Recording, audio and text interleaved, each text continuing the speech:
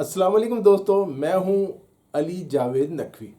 امریکی صدر Donald Trump نے حماس کو دھمکی دی ہے اگر اس نے 4 دن کے اندر ان کے امن منصوبے پر جواب نہ دیا تو اسے جہنم اور ایک سنگین انجام کا سامنا کرنا پڑے گا۔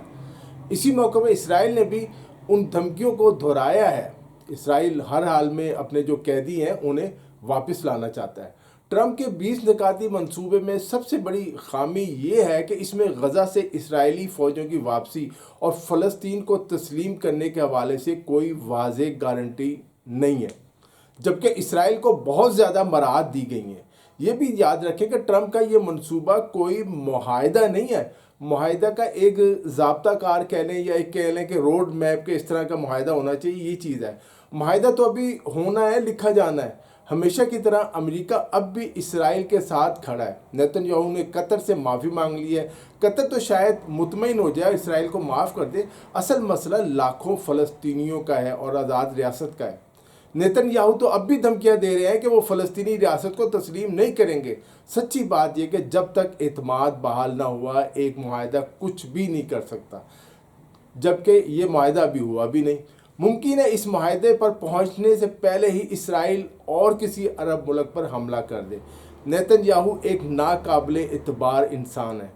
امریکی صدر ڈونلڈ ٹرمپ نے کہا ہے کہ غزہ میں جنگ کے خاتمے کا ان کا منصوبہ جو ہے یہ ممکنہ طور پر تاریخ کے عظیم ترین منصوبوں میں سے ایک ہے اور مشرق وسطیٰ میں مستقل امن لا سکتا ہے۔ لیکن یہ صدر ٹرمپ کا خیال ہے، یہ صدر ٹرمپ کی مبالغہ آرائی ہو سکتی ہے، مگر ان کا 20 نکاتی موجودہ منصوبہ بلا شبہ ایک اہم سفارتی قدم ضرور ہے۔ بہرحال ایک بات تو ہے کہ یہ منصوبہ غزہ کے مستقبل کے بارے میں ٹرمپ انتظامیہ کے ماضی کے موقف میں تبدیلی کے مترادف ہے اور اسرائیل پر اس سے کہیں زیادہ دباؤ ڈالتا ہے جتنا واشنگٹن نے اس سال نیتن یاہو پر جنگ بندی کے کسی معاہدے کو قبول کرنے کے لیے لگایا ہے۔ آنے والے ہفتوں میں یہ مجوزہ جو منصوبہ ہے حقیقت کا روپ دھارتا یا نہیں، اس کا انحصار جو ہے انہی عوامل پر ہوگا جو ہمیشہ سے بنیادی نوعیت کے رہے ہیں۔ مثلا کیا نیتن یاہو اور حماس کی جو قیادت ہے دونوں اب جنگ کو جاری رکھنے کے بجائے اس کے خاتمے میں زیادہ فائدہ دیکھ رہے ہیں اور اس کا خاتمہ چاہتے ہیں؟ دوسری طرف حماس نے بھی کہا ہے کہ اگر جنگ بندی اور معاہدہ نہ ہو سکا تو اپنے 5000 جوانوں کے ساتھ اسرائیل پر ایک بڑا حملہ کریں گے۔ حماس کے جو ایک سینئر اہلکار ہیں وہ اس معاہدے پر جو منصوبے پر مایوس ہیں۔ انہوں نے اشارہ دیا کہ یہ شرائط فلسطینیوں کے مفادات کے تحفظ میں بڑی حد تک ناکام رہی ہیں اور یہ بھی کہ حماس کسی بھی ایسے منصوبے کو قبول نہیں کرے گا جو غزہ سے اسرائیل کے مکمل انخلاء کی ضمانت نہ دے۔ مسلم ممالک اور اسرائیل نے ٹرمپ کے 20 نکاتی منصوبے کو تسلیم کر لیا ہے، لیکن صدر ٹرمپ کے موجودہ نکات کو تسلیم کرنا جنگ کو ختم کرنے کے مترادف نہیں ہوگا۔